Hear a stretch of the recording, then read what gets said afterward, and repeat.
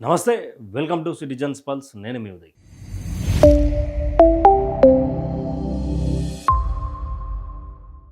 గత కొన్ని రోజులుగా తెలంగాణ రాష్ట్రంలో ఓ అగ్గిరాజేసేటువంటి వార్త హల్చల్ చేస్తూ ఉన్నది.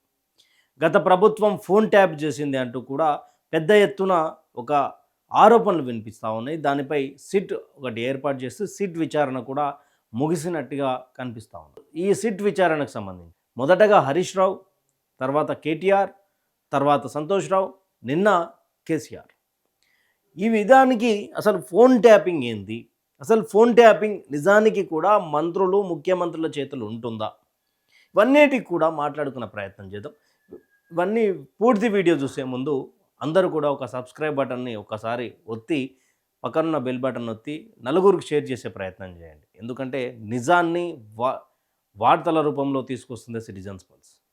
అయితే ఈ యొక్క టెలిగ్రాఫిక్ సంబంధించినటువంటి చట్టం ఏం చెప్తుంది అనే దాని గురించి కూడా పూర్తి విశ్లేషణ మాట్లాడుకుందాం. కాంగ్రెస్ పార్టీ ఇది కక్షపూరితంగా చేస్తుందా, లేకపోతే బీఆర్ఎస్ పార్టీకి సంబంధించినటువంటి కేసీఆర్పై ఉద్దేశపూర్వకంగా చేస్తుందా, లేకపోతే ఫోన్ ట్యాపింగ్ నిజంగా జరిగిందా, నిజానికి ఫోన్ ట్యాపింగ్ వల్ల ఎవరెవరు బాధ్యులుగా ఉన్నారు, ఏమేమి జరిగినాయి అన్న గురించి పూర్తిగా మాట్లాడదాం. మన వెనుక ఒక స్లైడ్ కనిపిస్తూ ఉన్నది. అదే ఇక్కడ 1 party 2 rules Congress and the phone tapped controversy అంటూ కూడా ఒకటి కనిపిస్తూ ఉన్నది. ఒక పార్టీ 2 రూల్స్ని పెట్టుకొని చేస్తున్నది అన్నట్టుగా ఒక బ్యానర్ ఐటమ్ కనిపిస్తూ ఉన్నది. అంటే ఏంటి సమస్య దీనిది అనేది ఒకసారి మాట్లాడుకున్న ప్రయత్నం. గత 10 సంవత్సరాల కింద 10 సంవత్సరాలు కేసీఆర్ ప్రభుత్వం ఉన్నప్పుడు కేసీఆర్ ప్రభుత్వంలో ఫలానా సంబంధించినటువంటి వ్యక్తులది, రాజకీయ నేతలది, అందరిది కూడా ఫోన్ ట్యాప్ అయిందన్నట్టు కూడా ఒక పెద్ద ఎత్తున వినిపిస్తున్నటువంటి వాదన. తర్వాత లేదు మాకేం సంబంధం అని కేసీఆర్ చెప్పుకున్నారు. అయితే ఫోన్ ట్యాపింగ్ అనేది నిజానికి ప్రభుత్వాలకు సంబంధం ఉంటుందా అనేది ఒకసారి మాట్లాడుకునే ప్రయత్నం చేద్దాం. అయితే అవును, భారతదేశంలో ఫోన్ ట్యాపింగ్ చట్టబద్ధమైనది కావచ్చు, కానీ ప్రజాభద్రత, జాతీయ భద్రత లేదా అత్యవసర పరిస్థితులను సరైన అధికారం ఉన్న కఠినమైన పరిస్థితులలో ఇండియన్ టెలిగ్రాఫిక్ చట్టం 1885 ద్వారా నిర్వహించబడుతుంది. ఈ చట్టం ఏం చెప్తుంది? జాతీయ భద్రత, ప్రజాభద్రత, తర్వాత ఏదైనా క్రిమినల్ మైండ్ సెట్ ఉన్నటువంటి వ్యక్తులది, ఇలాంటివి అంతా పూర్తి చట్టబద్ధతతోనే టెలిగ్రాఫిక్ చెప్తున్నట్టు 1885 చట్టం ప్రకారం ఫోన్ ట్యాప్ చేయొచ్చు అనేది కూడా క్లియర్గా చట్టం చెప్పుకుంటూ వస్తుంది. అయితే లేకుంటే అనాధికారిక ట్యాపింగ్ అనేది గోప్యత ప్రాథమిక హక్కును ఉల్లంఘించే తీవ్రమైన క్రిమినల్ నేరం అధికారులకు, సీనియర్ ప్రభుత్వాధికారులకు, హోమ్ సెక్రటరీ వంటి వారి అవసరం మరియు దుర్వినియోగం కాకుండా నిర్దిష్టమైనటువంటి రక్షణ చర్యలతో కాలానుగుణంగా సమీక్షించబడతారు. అయితే కోర్టులు గోప్యతతో భద్రను సమతుల్యం చేసుకోవడానికి నొక్కి చెప్తాయి. ఈ చట్టం ఏం చెప్తా ఉన్నది? హోమ్ సెక్రటరీ ద్వారా ఎవరైతే దేశ విద్రోహ శక్తులు లేకపోతే వివిధ రకాలైనటువంటి మనుషుల ఫోన్ ట్యాపులు చేసి దేశంలో ఏం జరుగుతుందో చట్టబద్ధంగా చెయ్యొచ్చు అని చెప్పేసి 1885 చట్టం చెప్తా ఉన్నది.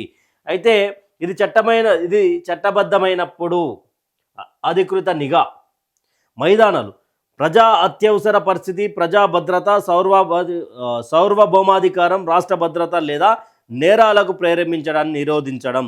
ఇది దేనికోసం వాడతారు? నేరాలు ఏమైనా చేయాలి అని నిర్దిష్టమైనటువంటి మైండ్ సెట్ ఉన్నటువంటి వాళ్ళు ఎవరైతే ఉన్నారో వాళ్ళ ద్వారా ఫోన్ ట్యాప్ చేసి ఆ యొక్క జరిగేటువంటి ఇష్యూను ఆపడానికి కూడా వాడొచ్చు అని చెప్పేసి అధికారం కేంద్ర హోం కార్యదర్శి లేదా రాష్ట్ర హోం కార్యదర్శి నుండి లిఖితపూర్వకంగా వ్యవధిని గరిష్టంగా 60 రోజులు పునరుద్ధరించడానికిన్నది అంటూ ఆదేశాలు రావాలి. అంటే తెలంగాణ రాష్ట్రంలో ఎలాంటి సిచ్యువేషన్స్ ఏమైనా ఉన్నా కూడా, అంటే దేశంలో కావచ్చు, తెలంగాణ రాష్ట్రంలో కావచ్చు, చెయ్యొచ్చు. ఇది ఎవరు చేస్తారు?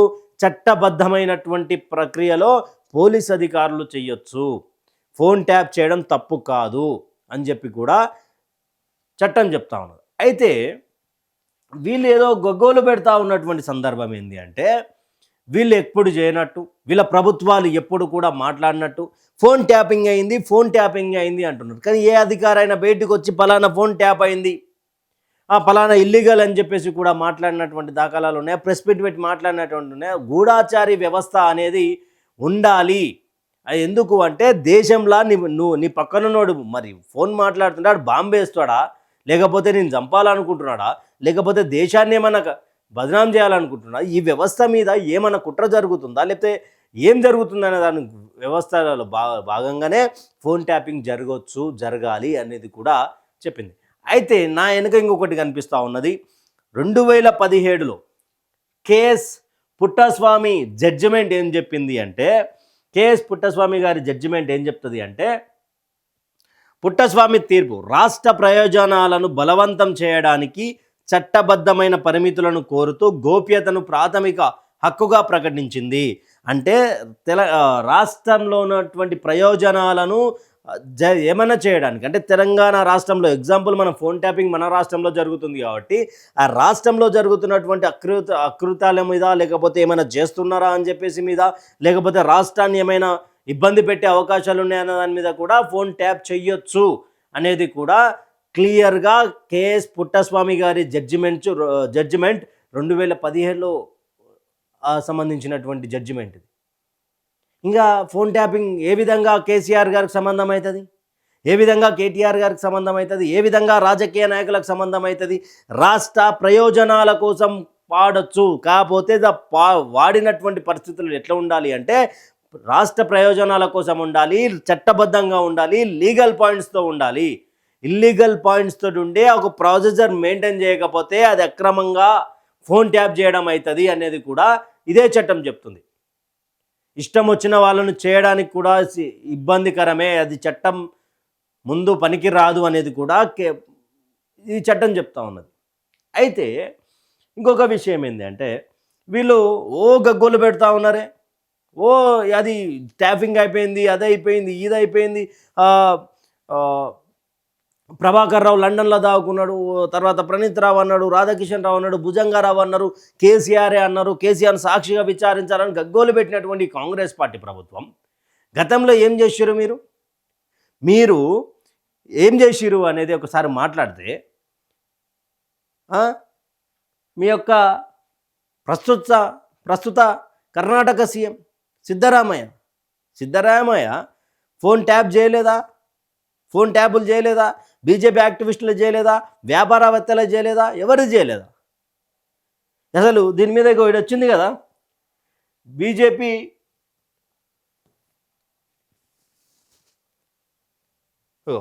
BJP alleges phone tapping on Siddaramaiah. మరి ఎక్కడ బాయ్ మీరు చేసే సంసారం వేరుడు చేసే వ్యభిచారమా? మీరు పక్కన ఉన్నప్పుడు దాయి దామా అని పాటలు పాడుకోవచ్చు, అది మీ ప్రభుత్వం లేకుండా పోతే దాయి దామా అంటే మమ్మల్ని పిలిచిన మీరు నెత్తి మీద కొట్టుడాలా? ఇక్కడ కాంగ్రెస్ పార్టీ చిత్తశుద్ధి ఉండాలి కదా ఈ విషయాలలో. సిద్ధరామయ్య విషయంలో కావచ్చు. తర్వాత ఇంకొక విషయం ఏంటంటే, రాడియా టేపుల గురించి ఐడియా ఉన్నది ఎవరికన్నా? కాంగ్రెస్ పార్టీలను అడుగుతా ఉన్నా, ఈరోజు గగ్గోలు పెడతా ఉన్నటువంటి వాళ్ళని అడుగుతా ఉన్నా, కేసీఆర్ దేవుడా అని చెప్పి మైకుల ముందుకు వచ్చిన వాళ్ళని మాట్లాడుతూ ఉన్నా. అసలు ఫోన్ ట్యాపింగ్ విషయంలో చట్టం ఏం చెప్తుందో కనీసం మీకు క్లారిటీ ఉన్నదా? రాడియో టేపుల విషయంలో మీకు ఏమైనా ఐడియా ఉన్నదా? యూపీఏ గవర్నమెంట్ ఉన్నప్పుడు, యూపీఏ ఏరాల 2008-2009లో రాడియో టేపుల వివాదంలో కార్పొరేట్ లాబయిస్ట్ నీరా రాడియా, రాజకీయ నాయకుల, జర్నలిస్టుల మరియు పారిశ్రామికవేత్తల మధ్య జరిగిన 2008-9 ఫోన్ సంభాషణలు లీక్ అయ్యాయి.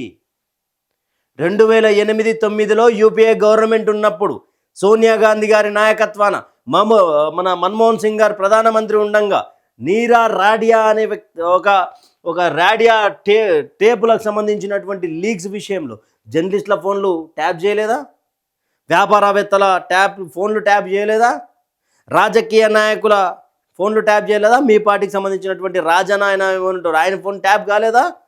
ఇగో ఈడ నీరా రాడియా విచారిస్తున్నప్పుడు ఆదాయపు పన్ను శాఖ 2008 మరియు 2009లో 5,800 సంభాషణలు రికార్డు చేసింది. 5,800 సంభాషణలు అంటే 5,800 కాల్స్ రికార్డ్ అయినాయి. మరి ఆ రోజు మీరు చేసింది సంసారం అయితే ఈరోజు తెలంగాణ రాష్ట్రంలో మాజీ ముఖ్యమంత్రి చేసింది కూడా సంసారమే అవుతుంది కదా. దీని మీద కాంగ్రెస్ వాళ్ళు మాట్లాడాలి కదా. ఇది యూపీఏ గవర్నమెంట్ సోనియా గాంధీ గారి నేతృత్వాన్నే జరిగింది కదా. మరి ఈరోజు ఏ విధంగా మీరు ఈరోజు ఈ ఈ బట్టగాల్చి మీదేసే ప్రయత్నం చేస్తున్నారు? ఈరోజు ఏ విధంగా మీరు మేము చేయలేదు, మేము శుద్ధపూసలం, సాంప్రదాయని సుప్పిని శుద్ధపూసలని ఎట్లా మాట్లాడుతున్నారు?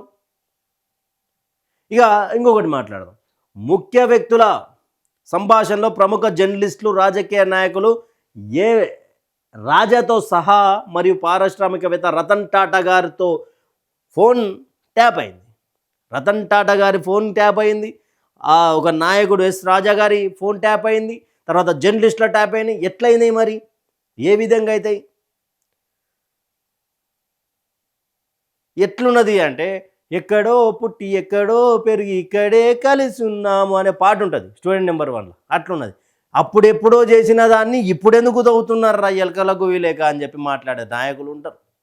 మరి ఆ రోజు 2008-9లోనే టెక్నాలజీ అనేది ఇంత స్పీడ్గా లేకముందే మీరు ఫోన్ ట్యాపులు చేసిరని ఒక ఆరోపణ ఉన్నదే, రాడియా టేప్స్ అని. మరి ఆ రోజు దీని మీద మీరేం కంక్లూషన్ చేస్తారు? దీని మీద ఏం సమాధానం చెప్తారు? మీరు సాక్షులుగా విచారిస్తున్నామని చెప్పినటువంటి వాళ్ళే తర్వాత లేదు ఇల్లీగల్ ఫోన్ ట్యాపింగ్ అని చెప్పి కూడా ట్వీట్లు చేస్తూ ఉన్నారు. తర్వాత 2G స్పెక్ట్రమ్ అమ్మకానికి సంబంధించి ప్రభావాన్ని చూపడం, మంత్రి పదవుల కోసం లాబింగ్ చేయడం మరియు జర్నలిస్టులు మరియు కార్పొరేట్ ప్రయోజనాల మధ్య దగ్గరి అనైతిక సంబంధాన్ని టేపులు సూచించాయి. టేపులు ఏం సూచించినాయి? ఇక మంత్రి పదవులకు సంబంధించినటువంటి లాబింగ్ కావచ్చు, తర్వాత వివిధ రకాలైనటువంటి సంబంధించినటువంటి విషయాలు కావచ్చు, ఇవన్నీ కూడా మరి ఆ రోజు మీరు చేసింది తప్పు కాకపోతే ఈ తర్వాత ఇక సిద్ధరామయ్యకు సంబంధించినటువంటి తప్పు కాకపోతే, ప్రతి ఒక్కరి తప్పు కాకపోతే ఈరోజు తెలంగాణలో జరిగే ఫోన్ ట్యాపింగ్ పెద్ద కేసు అవునా కాదా? మీ కామెంట్ల రూపంలో చెప్పుర్రి. ఏ విధంగా ఈ యొక్క నాడిని పట్టుకుంటారు అంటే మీరు చేస్తేనేమో ఒకటి, ఇంకో మీరు అధికారంలో లేనప్పుడేమో ఒక వరుస ఉంటుంది, అధికారంలోకి వచ్చినాక ఇంకొక వరుస ఉంటుంది. మీరు చాలామంది నిన్న మాట్లాడుతూ ఉన్నారు, రాజకీయ నాయకులు అనేటోళ్ళకు సంబంధం లేదు, గూఢాచారి వ్యవస్థ అనేది బ్రిటిష్ కాలం నుంచి వస్తున్నటువంటి వ్యవస్థ అని కూడా చెప్పుకుంటూ వచ్చారు. ఇంటెలిజెన్స్ సంబంధించినటువంటి వాళ్ళకు సంబంధము, రాజకీయ నాయకులకు సంబంధం లేదని కూడా క్లియర్గా చెప్పారు. మరి చట్టబద్ధంగానే ఫోన్ ట్యాపింగ్ జరిగిందా లేదా అనేది అధికారులు చెప్పాలి. ప్రెస్ మీట్ వచ్చి అవును ఎస్ అధికారంగా జరిగింది, జరగలేదని కూడా చెప్పాలి. లేదు ఇట్లా పలానా చట్ట ప్రకారం కాకుండా వేరే లేక మాట్లాడు. కాంగ్రెస్ పార్టీకి సంబంధించినటువంటి గవర్నమెంట్ ఉన్నప్పుడు, యూపీఏ ఏరా ఉన్నప్పుడు పెగాసిస్ సంబంధించి దాని గురించి ఏమైనా ఐడియా ఉన్నదా? క్లియర్ చీట్ అనేది ఎట్లిస్తారు? ఎట్లా ఒకరి మీద బురద జల్లే ప్రయత్నం చేస్తారు?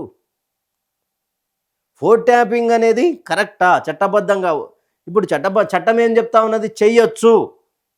ఎవరి మీదనైనా అనుమానాలు ఉంటే రాష్ట్ర ప్రయోజనాల కోసం, రాష్ట్ర భద్రత కోసం, రాష్ట్రంలో ఉన్నటువంటి అభివృద్ధి కోసం, రాష్ట్రంలో ఏమైనా అల్లర్లు సృష్టిస్తారనే ఆలోచన ఉంటే ఫోన్ ట్యాప్ చేయొచ్చు అని చట్టం చెప్తున్నది. దేశంలో ఉన్నటువంటి ఎవరికైనా సరే ఇది వర్తిస్తుందని చెప్పి చెప్తా ఉన్నది. 1885కు సంబంధించినటువంటి చట్టం. 2008-9లో జరిగినటువంటి రాడియా టేప్స్ సంబంధించినటువంటి ఇష్యూ కావచ్చు, సిద్ధరామయ్యకు సంబంధించినటువంటి ప్రభుత్వంలో ఉన్నటువంటి ఆ సందర్భంలో కావచ్చు, ఆడ కరెక్ట్ అయినది ఎట్ట తప్పైంది అనేది తెలంగాణ సమాజం నుంచి వస్తున్నటువంటి వార్తలు. ఆ ప్రశ్నలకు సమాధానాలు మరి కాంగ్రెస్ పార్టీకి సంబంధించినటువంటి నేతలు చెప్తారా లేకపోతే ఇంకెవరు చెప్తారా అనేది కూడా మీకే వదిలేస్తా ఉన్నాం. ఈ కంటెంట్ కనుక మీకు నచ్చితే నలుగురికి షేర్ చేయండి. ఇలాంటి వార్తలతో మీ ముందుకి వస్తూనే ఉంటాం. Thank you for watching citizens pulse.